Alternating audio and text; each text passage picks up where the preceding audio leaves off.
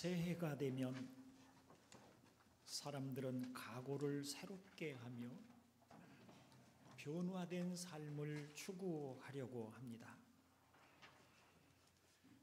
그런데 진정한 각오는 지나간 것에 대한 반성을 전제로 합니다. 여러분은 2022년 한 해를 어떻게 살아오셨습니까? 여러분이 잘하였다고 생각되는 일은 무엇이었으며 아쉬웠다고 여겨지는 것은 무엇이 있었습니까?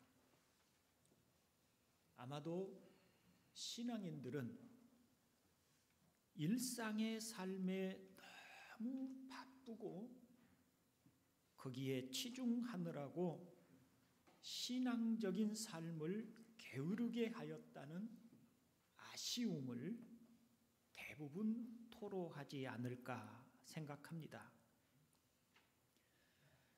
지난 수요일에 누가복음 12장의 본문을 가지고 설교를 하면서 소유의 넉넉함을 위하여 신앙까지 희생하는 어리석음에 대한 말씀을 드렸습니다.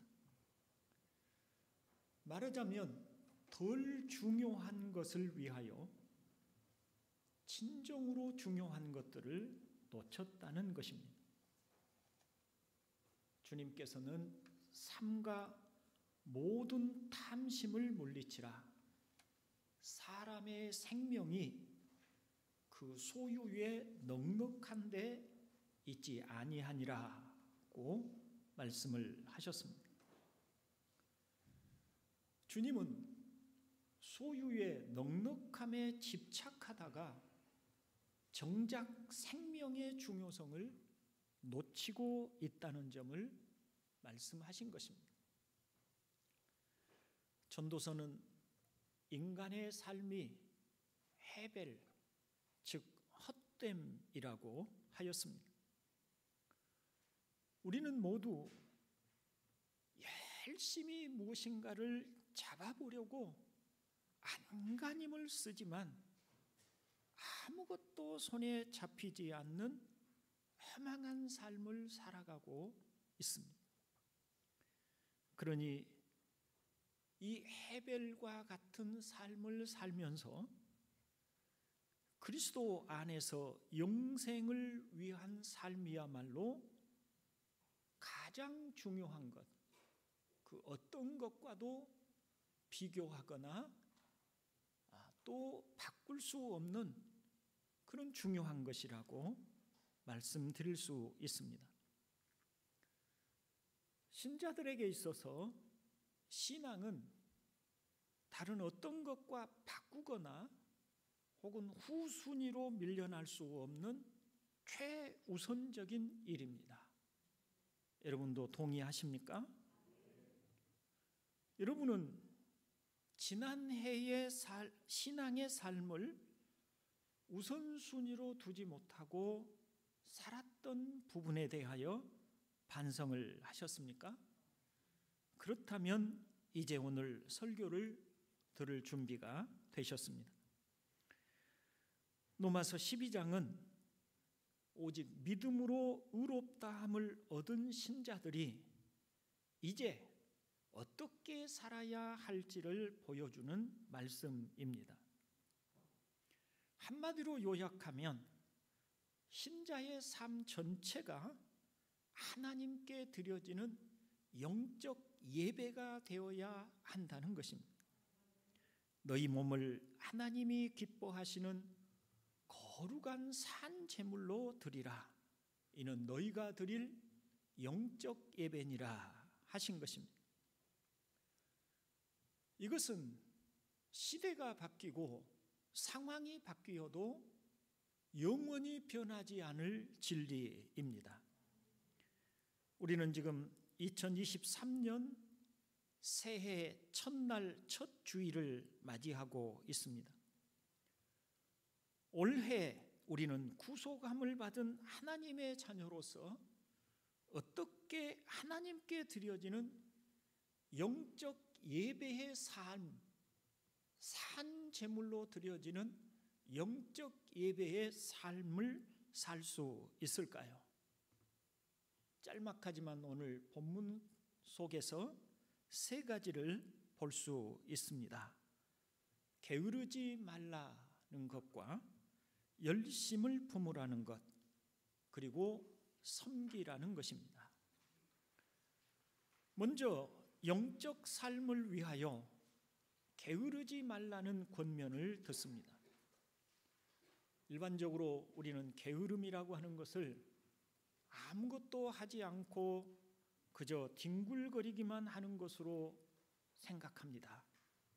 가족들이 생계를 위해서 종일토록 땀을 흘리면서 열심히 일을 하는데 아무것도 하지 않고 뒹굴뒹굴하고 있다면 우리는 그런 사람을 게으른 사람이라고 말하지요. 그러나 세밀히 살펴보면 단지 무엇을 하지 않기 때문에 게으르다고 말할 수는 없습니다. 왜냐하면 아무것도 하지 않고 지내는 사람은 한 명도 없기 때문입니다. 사람은 잠이라도 자고 TV 채널이라도 돌리고 술을 먹거나 도박을 하거나 쓸데없고 무용한 일들이라도 하고 있기 마련인 것입니다. 그러므로 게으르다라고 하는 말은 아무것도 하지 않은 것이 아니라 마땅히 해야 할 것을 하지 않은 것, 마땅히 해야 할 것을 하지 않은 것을 게으름이라고 말하는 것입니다. 인터넷에 게으름이라고 하는 단어를 치니 거기에 나무 위키에서 나태에 대하여 이렇게 설명하고 있는 것을 보았습니다. 나태는 기독교 7대 죄악 중 하나로 근면과 반대 개념이다. 여기서 이야기하는 나태함이란 그냥 뭘 하기 싫다는 소극적인 의미의 게으름을 의미하는 것이 아니라 적극적으로 해야 할 일을 거부하는 것이다. 즉 자신의 의무를 저버리는 것을 뜻한다. 못하는 것이 아니라 안 하는 행위가 만드는 죄이다 그랬습니다. 무엇을 하지 않아서가 아니라 마땅히 해야 할 것을 하지 않는 죄, 그것이 바로 게으름이라는 것입니다. 그러면 성도에게 있어서 당연히 해야 하고 마땅히 해야 하는데 일반적으로 성도들이 하지 않는 죄가 무엇일까요? 역대하 29장에 보면 히스기야가 개혁을 하는 장면이 나옵니다. 히스기야가 왕의 자리에 오른 후에 가장 먼저 여호와의 성전을 수리하고 제사장들과 레위인들을 모으고 말을 합니다. 우리 6절로 8절을 함께 읽어봅니다. 우리 조상들이 범죄하여 우리 하나님 여호와 보시기에 악을 행하여 하나님을 버리고 얼굴을 돌려 여호와의 성소를 등지고 또 낭실문을 닫으며 등불을 끄고 성소에서 분향하지 아니하며 이스라엘의 하나님께 번제를 드리지 아니하므로 여호와께서 유다와 예루살렘에 진노하시고 내버리사 두려움과 놀람과 비웃음거리가 되게 하신 것을 너희가 똑똑히 보는 바라. 아멘.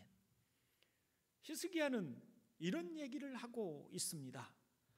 너희가 놀람과 두려움과 비웃음거리가 된 이유는 여호와의 성전을 등지고 낭실문을 닫고 하나님의 성소에 분향하는, 즉 예배하는 일을 폐하였기 때문이다 라고 말을 합니다. 그러면서 권면합니다. 내 아들들아, 이제는 게으르지 말라. 여호와께서 이미 너희를 택하사 그 앞에 서서 수종들어 그를 섬기며 분향하게 하셨느니라 하셨습니다. 이제는 게으르지 말고 예배를 회복하라. 이제 다시 예배하기를 시작하라. 이렇게 말하고 있는 것입니다. 히스기야는 하나님의 축복받는 삶을 살려면 신앙적인 게으름을 청산하고 하나님께 예배하는 삶을 살아야 한다는 말을 하고 있습니다. 뿐만 아닙니다. 성경은 게으름을 불쌍히 여길 어쩔 수 없는 연약함이 아니라 경고를 받아야 할 죄로 말씀을 합니다. 데살로니가전서 5장 14절을 보면 또 형제들아 너희를 권면하노니 게으른 자들을 권계하며 마음이 약한 자들을 격려하고 힘이 없는 자들을 붙들어주며 모든 사람에게 오래 참으라고 말씀을 합니다. 여기서 사도는 마음이 약한 사람은 격려가 필요하다고 합니다. 힘이 없는 사람은 붙들어 주어야 한다고 말을 합니다. 그리고 모든 사람에 대해서는 오래 참으라고 권면합니다. 그러나 게으른 사람은 권계하라고 합니다. 권계하라고 하는 말은 경고하다라는 뜻을 가진 단어입니다. 진짜로 약하고 힘이 없다면 당연히 붙들어 주어야 하지만 게으름만은 경고를 받아야 할 사항이라는 것입니다. 잠언의 지혜자는 이런 말을 합니다. 내가 게으른 자의 밭과 지혜 없는 자의 포도원을 지나며 본즉 가지덤불이 그 전부에 퍼졌으며 그 지면이 거친 풀로 덮였고 돌담이 무너져 있기로 내가 보고 생각이 깊었고 내가 보고 훈계를 받았노라. 그러면서 말하지요. 내가 좀 더 자자, 좀 더 졸자, 손을 모으고 좀 더 누워있자 하니 내 빈궁이 강도같이 오며 내 곤핍이 군사같이 이르리라. 황폐하게 변해버린 포도원, 수고한 모든 것이 다 무산이 되어버리고 어떤 열매도 거둘 수 없는 포도원의 원인은 게으름이었습니다. 하나님의 자녀들은 하나님이 공급해 주시는 영적 힘을 얻어야 살도록 되어 있습니다. 하나님과의 관계가 올바로 되어야 삶의 질서가 잡혀서 우왕좌왕하지 않고 흐트러진 삶을 살지 않게 되는 것입니다.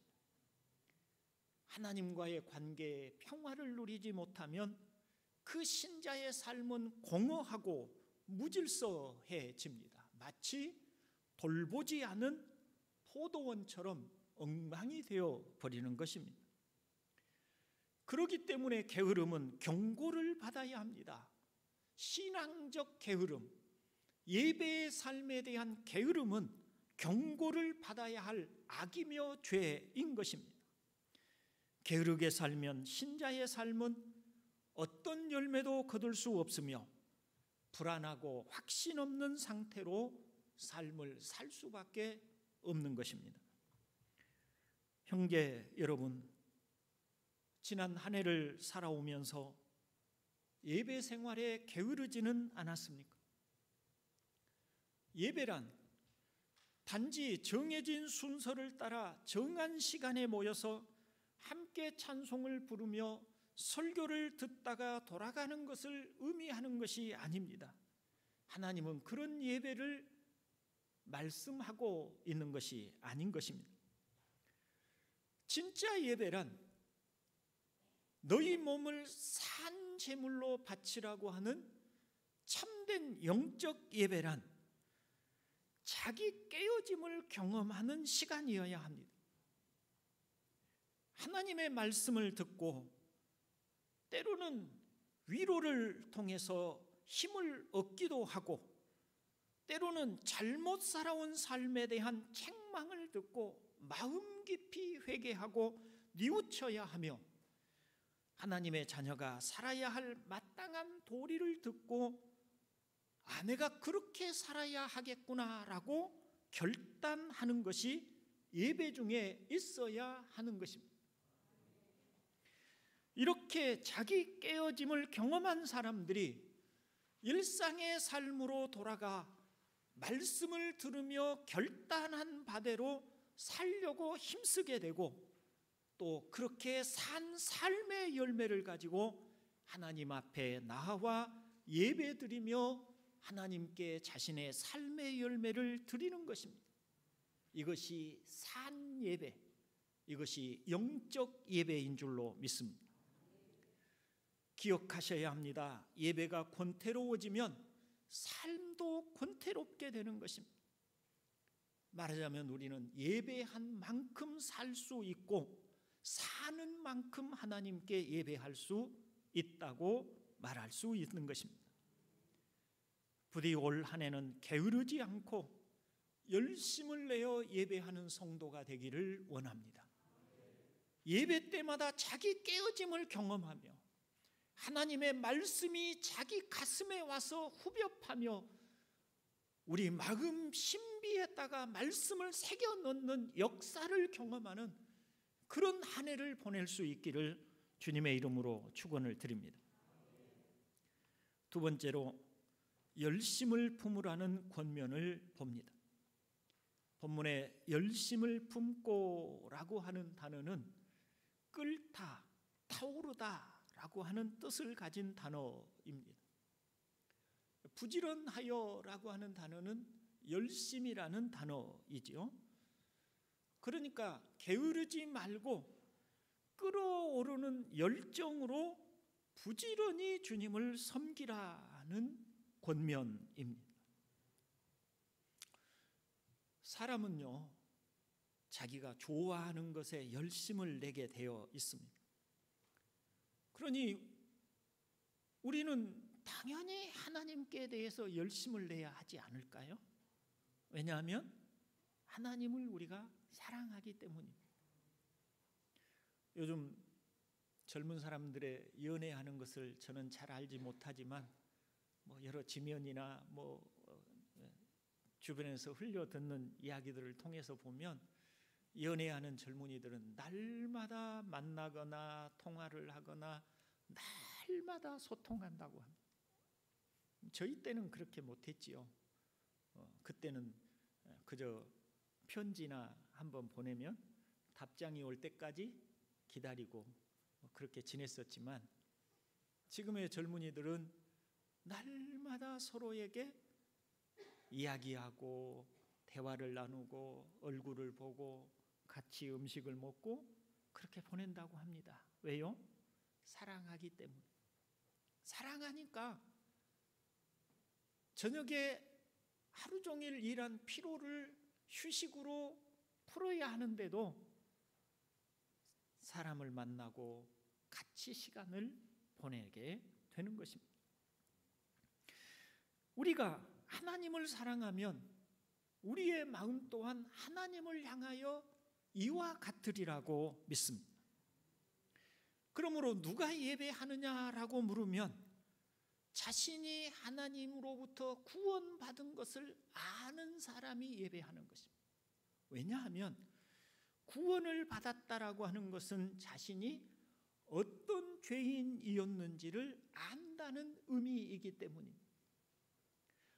내가 도대체 희망이 없는 죄인, 악하고 악한 죄인, 그 무엇으로도 구원의 여망이 없는 죄인이라고 하는 사실을 아는데, 그런 나를 하나님이 사랑하셔서 구원해 주셨다라고 하는, 그런 나의 모든 죄를 속죄하여 주시고 용서해 주셨다라고 하는 것을 아는 사람이니까 그 은혜를 받은 사람으로서 하나님을 사랑하게 되고, 그러므로 기쁜 마음으로 하나님을 예배하는 자리에 나오게 되는 줄로 믿습니다. 하나님이 우리를 어떻게 사랑하셨습니까? 독생자를 보내셔서 우리를 구원해 주시기까지 하셨습니다. 독생자를 보내셨다는 말이 교회에서 너무 자주 듣다 보니까 그것이 가지고 있는 함의, 그것이 가지고 있는 뜻을 우리가 심상하게 흘려 넘기지만 생각해 보십시오. 여러분에게 독생자가 아니라 여러 자녀가 있지만 그 자녀 중 하나를 잃었다고 생각해 보십시오. 그것도 원수를 위해서 그 자녀를, 생명을, 그 원수를 구원하기 위해서 여러분 스스로 보냈다고 생각해 보십시오. 그런 일이 가능하겠습니까? 그런데 오직 사랑이신 하나님께서 그 크신 사랑으로 하나님 앞에 선한 것은 눈꼽만큼도 없는 우리를 위해서, 의로움이라고 하는 티끌만큼도 없는 우리를 위해서, 그런 우리를 구원하셔서 사랑하시기 위해서 오직 유일하신 아들을 우리를 위해서 십자가에 달려 죽게 하신 것입니다. 그것이 하나님이 우리에게 베푸신 사랑이죠. 그 사랑을 아는 사람은 감격하게 되고, 그래서 하나님을 예배하는 일을 기쁨으로 하게 되는 줄로 믿습니다. 그래서 신자의 예배와 삶은 감사와 감격이 바탕이 되어 있습니다. 만일 하나님이 우리를 위하시면 누가 우리를 대적하리요? 누가 능히 하나님께서 택하신 자들을 고발하리요? 누가 우리를 그리스도의 사랑에서 끊으리요와 같은 감탄과 감격이 신자의 마음에 깔려 있는 것입니다. 그래서 끓어오르는 불타는 마음으로 예배하고 하나님을 섬기는 것입니다. 올해 우리 마음이 하나님께 예배하는 감격이 식어지거든 안타까운 마음으로 하나님 앞에 회개하며 그 뜨거운 마음이 회복되기를 위해서 늘 기도하며 예배의 삶을 살기를 바랍니다. 특별히 2023년에는 예배와 더불어 기도에 우리의 마음이 불타오르기를 바랍니다. 올해 우리 교회 달력의 제목이 주님이 가르쳐 주신 기도의 생활화입니다. 많은 전문가들이 2023년을 험난한 한 해가 될 것이라고 예측을 합니다. 아마도 그럴 것입니다. 그러나 우리에게는 사랑하시는 하나님이 계십니다. 하나님은 우리의 기도를 들으시고 응답하시는 분이십니다. 에레미야서를 보면 하나님은 징계를 받아서 바벨론의 포로로 끌려간 유대인들에게 편지를 보내라고 하십니다. 그리고 그 편지의 내용을 이렇게 말씀하셨어요. 그 예레미야 29장 11절로 13절을 함께 읽어봅니다. 여호와의 말씀이니라 너희를 향한 나의 생각을 내가 아나니 평안이요 재앙이 아니니라. 너희에게 미래와 희망을 주는 것이니라. 너희가 내게 부르짖으면 내게 와서 기도하면 내가 너희들의 기도를 들을 것이요 너희가 온 마음으로 나를 구하면 나를 찾을 것이요 나를 만나리라. 아멘. 자, 여기 보십시오. 하나님이 이렇게 말씀하세요. 너희를 향한 나의 생각을 내가 안다. 여기서 나는 누굽니까? 하나님 자신이죠. 하나님 자신이 너희에 대한 내 생각을 내가 안다. 그런데 그 생각이 뭐냐면, 하나님이 아는 생각이 뭐냐면 너희에게 평안이지 재앙이 아니다는 거예요. 너희는 지금 재앙을 받아서 바벨론의 포로로 끌려가고 낯선 땅에 희망 없는 노예가 되어 끌려가는, 포로민이 되어 끌려가는 재앙이라고 생각하지만 내가 지금 너희에 대해서 갖고 있는 것은 재앙이 아니다. 평안이다. 그러니 너희가 그 땅에서, 여러분 현실적으로는 지금 이 편지를 받는 사람들이 재앙의 자리에 있는 거예요. 왜냐하면 자기의 고국, 자기 땅, 자기 집을 떠나서 포로로 끌려가서 낯선 땅에서 아무렇게나 흩어 너희들 거기서 살아가라고 내 동댕이 쳐진 사람들이기 때문입니다. 현실은 재앙이에요. 그런데 하나님은 이렇게 말씀하세요. 너희가 지금 처해 있는 상황이 내가 너희에게 재앙을 주려고 하는 게 아니다. 평안이다. 힘들면 나를 향하여 찾아와 부르짖으라. 기도해라. 그러면 내가 너희를 만나줄 것이다. 내가 너희에게 응답할 것이다. 이렇게 말씀하시는 거예요. 2023년 우리에게 어떤 일이 있을지 우리는 모릅니다. 올 한 해에 우리에게 어떤 일이 일어날지 아무도 알지 못합니다.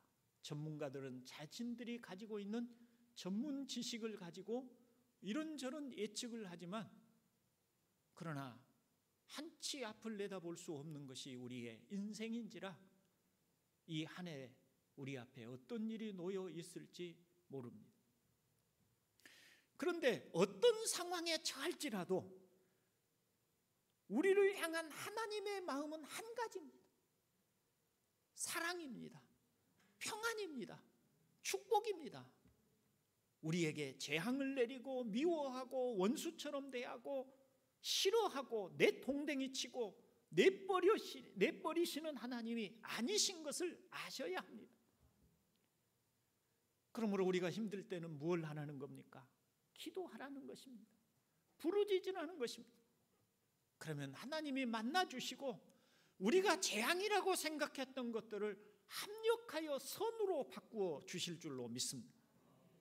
그러니 올해는 우리에게 더욱 특별히 기도가 많이 필요하다고 말씀드릴 수가 있겠습니다. 여러분, 하나님이 우리를 사랑하신다는 사실을 붙잡는다면 어려운 상황이 와도 희망을 붙들 수 있습니다. 우리는 그동안에 한 번도 경험해 보지 못한 코로나 전염병이 무려 3년 이상을 뒤덮고 있는 것을 경험하였습니다. 이런 일이 우리에게 일어날 것이라고 생각해 본 적이 없기 때문에 당황스러웠고 교회 또한 어떻게 해야 할지를 알지 못했습니다. 그런데 지나온 시간을 가만히 되돌아보면 3년 혹은 4년의 시간이 우리 동산교회에 있어서는 매우 풍성한 축복된 시간들이었음을 볼 수가 있습니다. 우리의 신앙은 더 단단해졌고 우리 성도들의 삶은 결코 흔들리지 않았습니다. 여러분, 우리 교회는 부자도 없고 또 숫자도 많지 않습니다. 이렇게 적은 숫자의 교인들이 3년 동안에 걸쳐서 우리 대출금을 무려 1억 2천만 원을 원금을 상환할 수 있었던 것은 말 그대로 기적이라는 표현밖에는 할 수가 없어요. 그 이전에 코로나 오기 이전에 한 3, 4년을 우리가 지내오면서 대출금 원금을 단 1원도 갚지를 못했습니다. 그런데 재앙이라고 생각했고 혼란이라고 생각했고 당황스럽게 이를 데 없었던 그 시간 동안에 하나님께서는 우리 교회에 놀라운 일을 행해 주셨어요. 이것은 하나의 우리의 경험입니다. 그러니 우리는 모두가 힘들 것이라고 예측되는 이때에 우리를 사랑하시는 하나님이 계시니 두려워할 이유가 없는 줄로 믿습니다. 하나님의 사랑에 대한 확신과 담대함을 가지고 열심을 내어 기도하며 하나님의 은혜를 구하는 성도가 되기를 바랍니다. 열심을 회복하고 부지런하여 기도하며 예배하는 동산교회의 성도가 되기를 다시 한번 주님의 이름으로 축원을 드립니다. 마지막으로 주님을 섬기라는 권면을 받습니다. 게으르지 않고 열심을 내어야 할 이유는 주님을 섬기기 위한 것입니다. 신자의 삶은 주님을 섬기는 것입니다. 우리를 창조하시고 생명의 주인이신 하나님을 섬기는 것이 모든 인간의 의무라면 신자는 우리를 구원하시고 하나님 보좌 우편에서 세상을 통치하고 계시는 주님을 섬겨야 합니다. 히브리인들은 하나님께서 그 희년의 법이라고 하는 것을 주셨죠. 그래서 출애굽 때부터 계산해서 50년대 되는 매 50년째가 되면 희년이 선포가 되게 됩니다. 희년이 선포되면 특별히 집에서 데리고 일을 시키던 종들을, 히브리인 종들을 다 해방시켜주는 제도입니다. 농과 밭도 다 돌려주게 되어 있습니다. 새 출발을 할 수 있도록 이렇게 선포되는 것입니다. 그런데 어떤 종이 희년이 되어서 자유가 선포되었습니다. 넌 이제 네 집으로 돌아가서 자유인이 되어서 새 출발을 하고 네 마음껏 살아가라고 이렇게 선포가 되었습니다. 그런데 이 종이 주인을 사랑하고 또 자기 아내와 자기 자식을 사랑하여서 나는 자유보다 주인과 함께 그리고 아내와 자식과 함께 살기를 원합니다 라고 하면 제사장에게로 주인과 종이 함께 갑니다. 그리고 문설주에다 대고 송곳으로 귀를 뚫습니다. 이런 종을 귀뚫린 종이라고 합니다. 귀뚫린 종에게는 주인은 그를 가족처럼 사랑하고 그는 종신토록 주인을 위해서 섬기고 사랑하며 섬기는 종이 됩니다. 이것은 억지가 아닙니다. 자원하고 사랑하는 마음으로 스스로 종이 되는 것입니다. 우리가 주님을 섬긴다고 할 때도 바로 이와 같은 섬김인 줄로 믿습니다. 원래 사랑은 사랑하는 사람의 종이 되게 합니다. 부모가 어린 아이를 하나 낳았습니다. 갓난아기입니다. 아기를 사랑하기 때문에 뭐가 되죠? 종처럼 삽니다. 아이가 울면 젖을 주고 때를 쓰면 무엇 때문에 불편한지를 살펴서 그걸 해결해 주고 마치 기다리고 있었다는 듯이 아이가 무엇인가 소리를 내면 달려가서 찾고 돌봐주고 섬겨줍니다.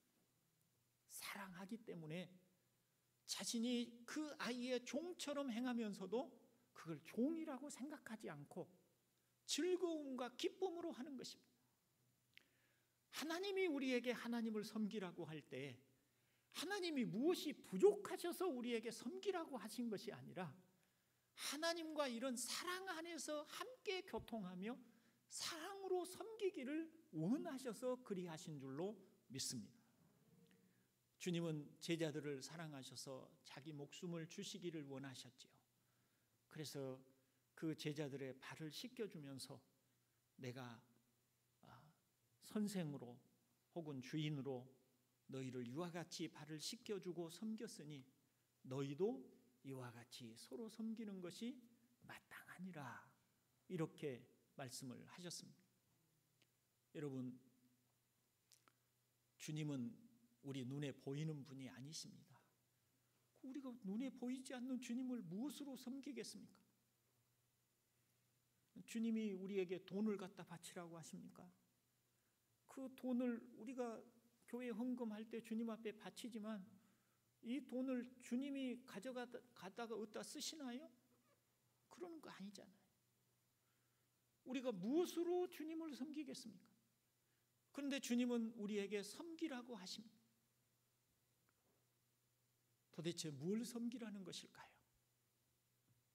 주님이 이 교회는 주님의 드러난 몸입니다.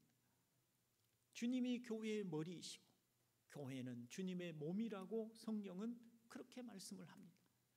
그러니 주님을 섬김은 교회를 주님의 몸인 드러난 몸인 교회를 섬기고 교회 안의 형제를 섬기는 것입니다. 그 교회와 형제를 섬김에 주님을 사랑하여 주님을 섬기는 마음으로 섬기도록 하신 것입니다.